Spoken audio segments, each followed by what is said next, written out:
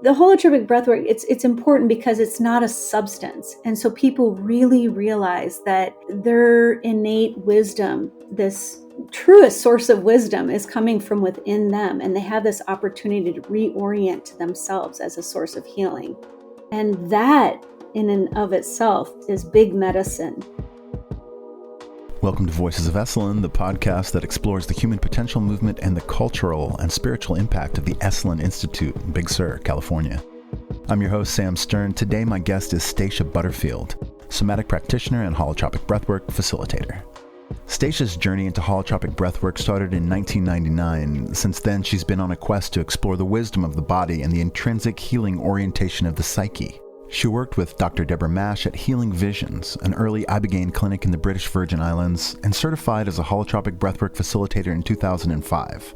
She also worked closely with Stanislav Grof for over 13 years. Later in the show, I'll play a clip of an interview I did with Grof at Esalen some years before.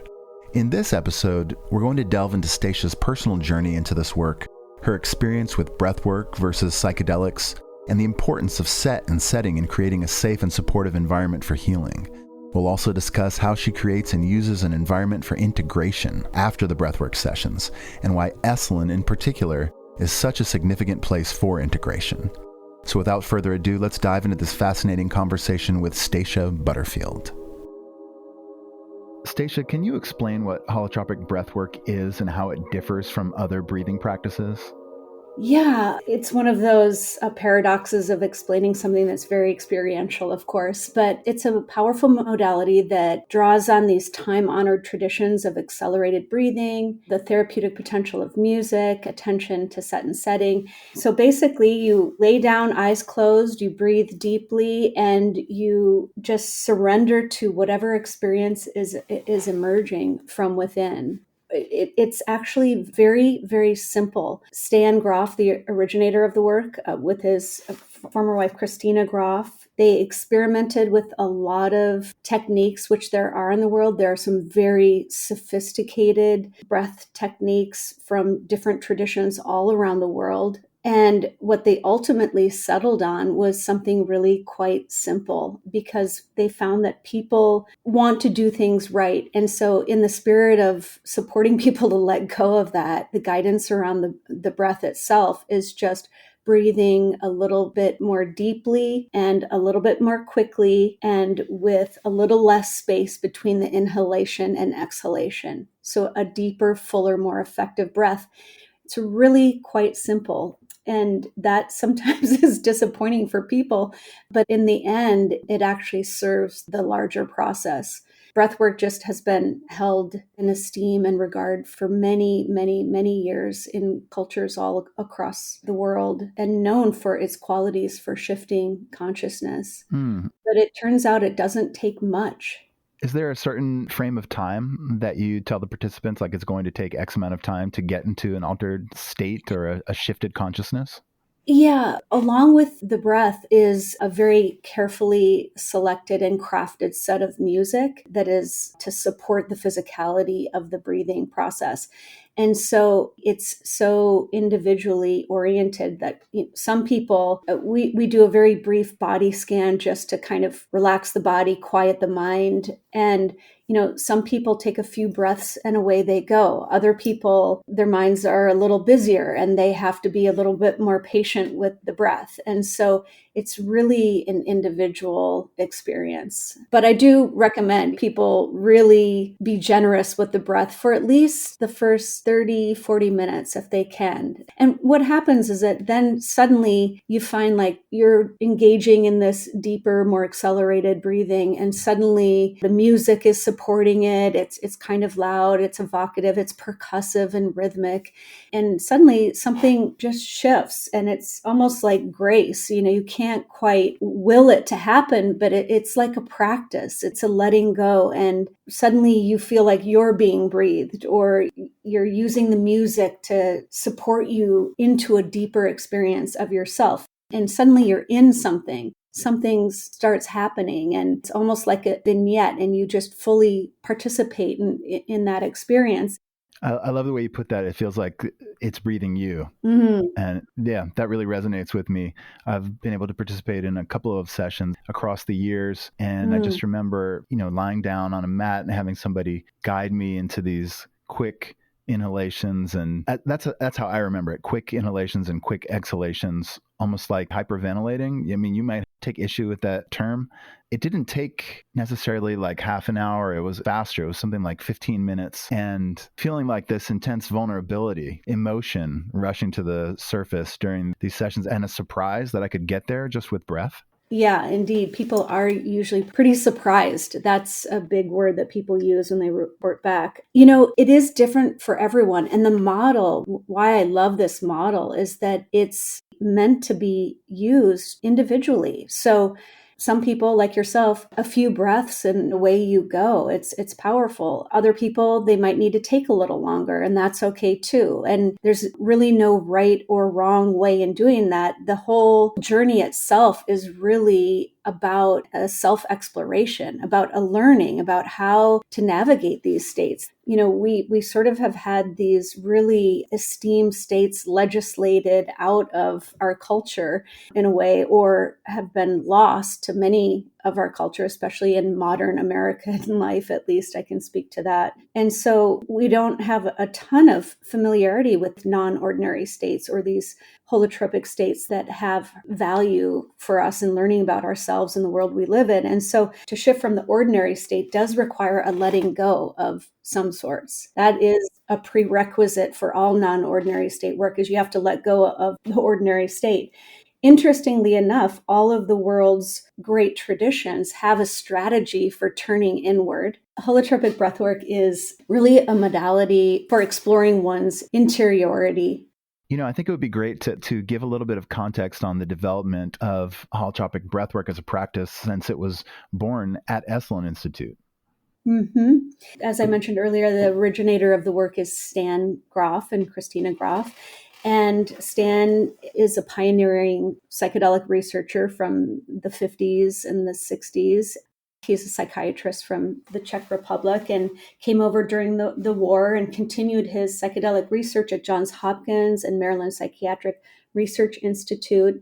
And during the culture wars, when the funding dried up for funding this early psychedelic research, he was invited to become a scholar in residence at Esalen. And he lived there for 13 years as a scholar in residence, and people wanted to continue studying with him. And he drew on his experience, his clinical experience, and other world traditions and people that he met, and knowing that breath was known for shifting states of consciousness. Also, in his clinical research, he would see people when they were coming down from LSD or on the backside, where he would suddenly see people start taking some deep breaths, maybe touching their body or breathing more deeply when more difficult material was emerging.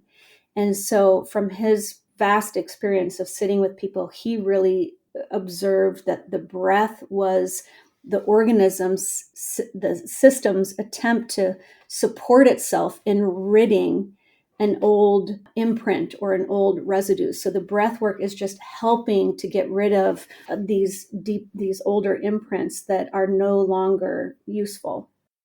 Here's a clip from former chairman of the Esalen board, Jeff Kripal, on the work that Stanislav Grof conducted at Esalen.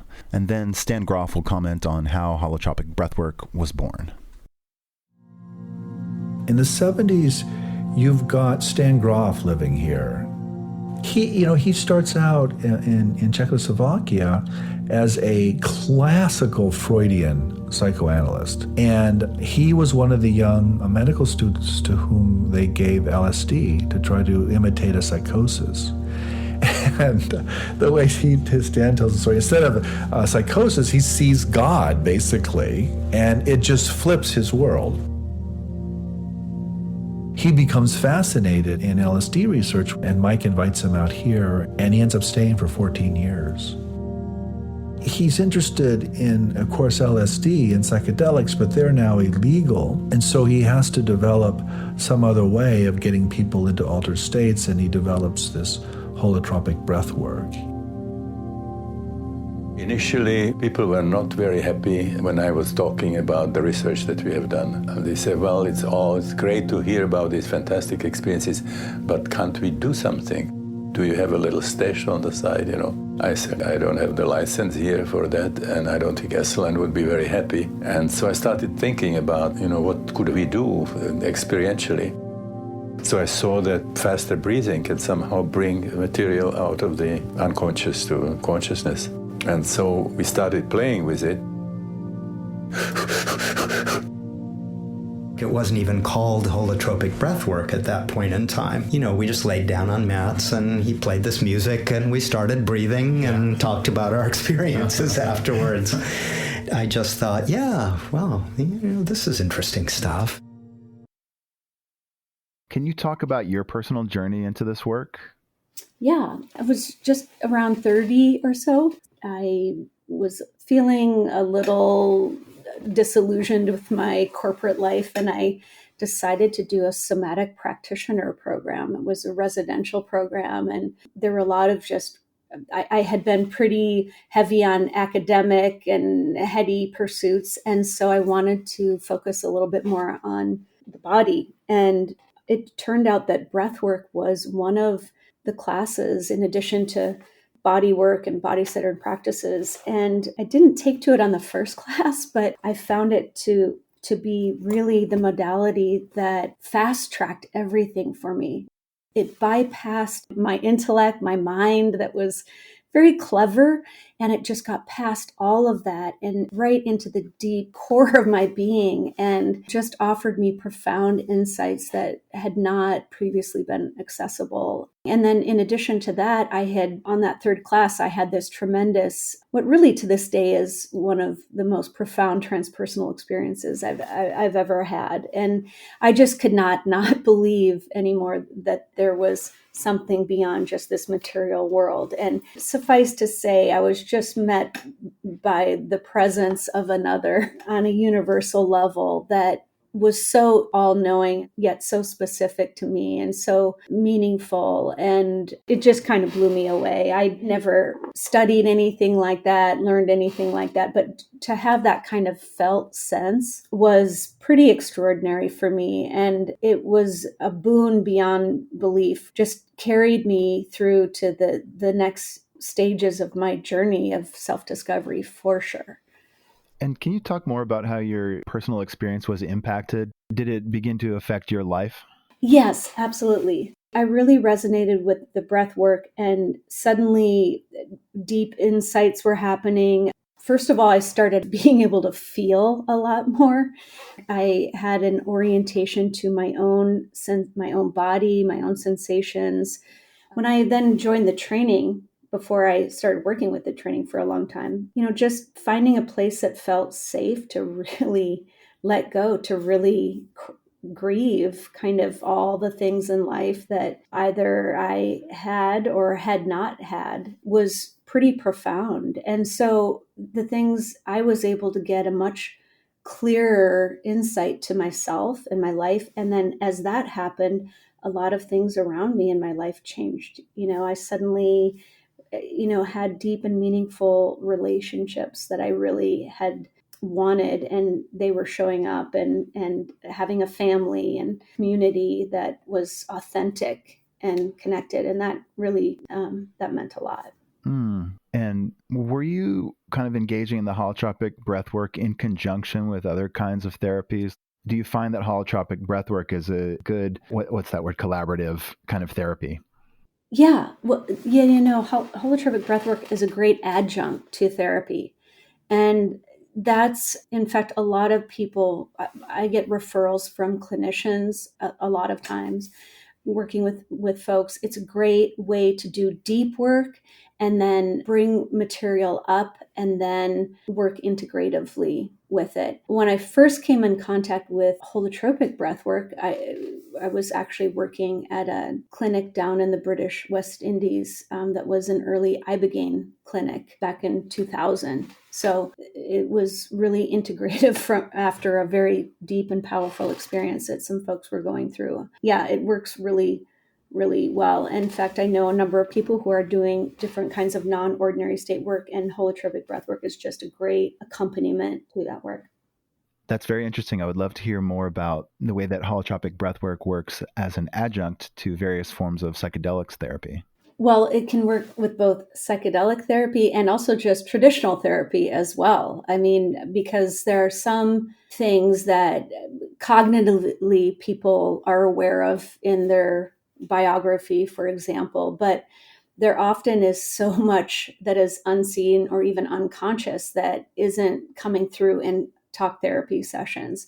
So holotropic breathwork is just a really powerful gold standard experiential modality to get to some of these underlying things that are even pre-verbal or have been well kept out of consciousness for good reason at a time. And it's just, creating a really safe set and setting an environment where an invitational space where people can begin to make contact or rapport with some of these deeper dimensions of their psyche or deeper material, even from their biography, that they may not have felt or experienced fully yet. Yeah, this is great, Stacia. I'm really appreciating the depth and quality of your answers. Great. How do you ensure the safety and well-being of your clients during holotropic breathwork? Are there any potential risks or contraindications? There are some contraindications, and those are screened in advance. And those include some cardiovascular circumstances, active spiritual emergency, things of that nature. But definitely we do screen in advance. In terms of safety and well-being, that comes with a really thorough preparation. I think a good preparation can definitely determine the outcome of some experiences. And holotropic breathwork is pretty notorious for having a really rich and robust preparation or orientation to the work. So people have a sense of the full range of experiences that they might encounter. They have some orientation to Grof's extended cartography of the psyche, which means that not only could they have some kind of biographical experience, but they may also have some kind of perinatal experience, or they could have a big transpersonal experience. And for someone who's never had that kind of contact with the numinous or in these archetypal realms, it can be so profound. And the reason is that if that's what they are coming in contact with, we really want people to open fully to the experience, whatever it is, so that they can receive the full benefit of it. From your point of view, what's the importance of set and setting? How and what do you do to create a positive set and setting for your clients?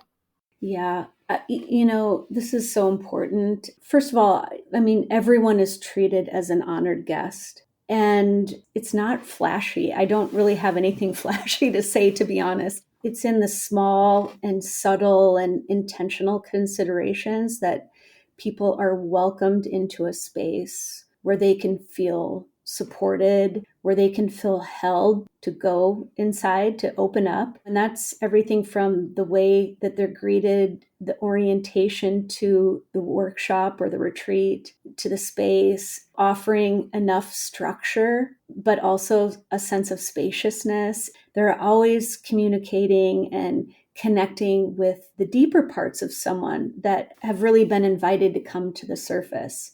Some people miss that, and it's really important, and that everything is welcome. It isn't just about rainbows and bliss bunnies and stuff, but that people are met exactly where they're at, and there's no wrong way of doing the work at all. How do you create opportunities for integration after the session is over? What have you found to be most important and integral to integration?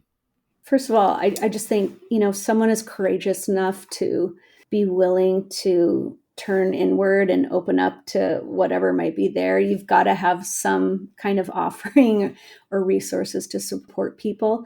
And in the session itself, it starts very simply with how people are met as they're coming out of the session, which sounds very easy peasy, but it's so important that there's that liminal space when people come out. And I just invite people to just take that time for themselves, like, so that the door is wide open right there. They're holding the door open for themselves, and it's interesting what can come through there. So I like to be real mindful of those spaces. I like to invite people to anchor whatever the inner experience was at first without overthinking it. And then we have some art experiences that they can engage with. And then always a share circle that people are invited but not required to give voice to their experience, which is sometimes a real risk. It's a step into vulnerability, but it's usually so rewarded. These share circles are often what people say are just their favorite part of the whole day or week or something, is that we all learn from each other. It's an old way of learning, really, is in circle like this. And it's so not about analyzing or therapizing. It's about supporting each other on our journey. Those are some very on-site beginning steps toward integration. And then from there, presence is, I think, the biggest offering that everyone has to offer each other. Wow. I mean, you're making me want to be at your week at Esalen. When are you coming to Esalen again? In July 3rd through the 7th. And so you'll have a group of people, and so they'll be practicing holotropic breathwork in group. That's actually the secret sauce of holotropic breathwork, in my opinion. I just think we are so starved for this deep connection or authentic connection. And it just happens so naturally when engaging in this kind of work. It's an old way of being, this coming together in pursuit of the inner journey. It's time honored. There's something that everyone's doing their own work, but they're in community, so they're responsible for themselves. But, sometimes that extra boost of support from another or from the group, from community, is just everything. Or to see that you're not alone in your own suffering or grief. A lot of people come when they're processing grief. There's something really, really lovely to watch when groups start attending to each other, extending themselves to each other. It's really, really sweet. And I think it is such a boon too. That's really probably one of the great privileges of the work I've done over the years, is watching the deep and authentic bonds, and the ones that I've formed myself with people in my own groups. Yeah. And I would imagine that the land of Esalen provides such an amazing kind of container for this work, and the ability to not have to go back to some sort of ordinary life after you've had a transformative experience. I think it's the apex. I mean, it's just the zenith of places, I'd have to say. Obviously, doing any kind of non-ordinary state work, you want to be in nature because your senses are heightened, your awareness, you're attuned, the veil is thin. But honestly, I think just being at Esalen, being held by the land there, is just unparalleled in my experience. And the history that is there of people coming, seeking the inner journey. It's like the yellow brick road to your inner self. All right, you're really convincing me. So Stacia's workshop is July 3rd, 2023 to July 7th, 2023. For those listening who are interested, who are feeling the call like I am right now, Stacia, are there any misconceptions about holotropic breathwork that you'd like to dispel, or kind of any common mistakes people might make approaching the technique? Well, yeah, thanks for this question. I find people a lot of times, when I talk to them, they're like, I'm thinking about my breath practice. It's not your yoga studio variety breath work per se. Not that there's anything wrong with that, because there are tons of physiological benefit to breathing deeper and more intentionally, absolutely. But this really is a deep dive into one's psyche. It's opening, it's accessing non-ordinary states of consciousness. So it's more than just, I don't even think of myself as a breath worker, strangely, even though breath work is in the title. I don't think of that. I think of this is really about co-creating a well-held container for deep inner work. It happens to use the breath, but it also draws on other technologies. like sound and somatic considerations and artwork and support and skillful support in those states. So I guess that's probably the biggest thing, is that it's not just about breath work. It's about a lot of time-honored traditions. Mm-hmm. Yeah. What about the lobster hand phenomenon? I know that my hands turned into kind of like claws 2 of the times that I participated in this modality. Oh yeah, tetany. That's called tetany. And, or I think the technical term is carpal pedal syndrome. Spasming of the hands. So your hands sort of look like lobster claws or slee-stack claws for those of you of that era. And, it can be painful for some folks, and it can be kind of slightly strangely enjoyable for other folks. But you can just work with it, and you can intensify the hands up. And usually after the first few breath works, it passes. It can sometimes happen in your face. And there are a number of different theories about it, but usually it goes away after the first several breathwork sessions. It wasn't that bad. I think I was in the camp where it was like strangely kind of cool. It was interesting. Yeah, you fall in that category. Yeah, it's a different kind of sensation. Like all sensations that come up in the body, those are seen as, or symptoms or sensations, they're seen as ways to work with energy. And so they come up authentically, that the idea is to amplify it or intensify it as a way to facilitate the energy just coming all the way through. Yeah. With regards to accessing kind of realms of spirituality and consciousness, I'm curious to hear about your experience of holotropic breathwork versus an experience through psychedelics. I'm kind of imagining or assuming that you have some experience accessing these realms through psychedelics as well, and would be able to make some sort of comparison. But how do you personally differentiate these two pathways? I would say for me, I think I've gotten the most out of my breathwork experiences, to be honest. I mean, first of all, you're not on a substance, so you're not sort of white knuckling for 8 hours or whatever, but you can actually be with the experience. You can bring back the gains of your insights. If something feels too big, if it's emerging, you can slow down, you can scale back, which is real important for people who have big trauma that they're working on metabolizing. People tend to remember their holotropic breathwork sessions better, the material in them. The visuals can be really incredible too. I mean, on par with all the other things, wormholing through the universe, etc. So I think there's a lot of benefit.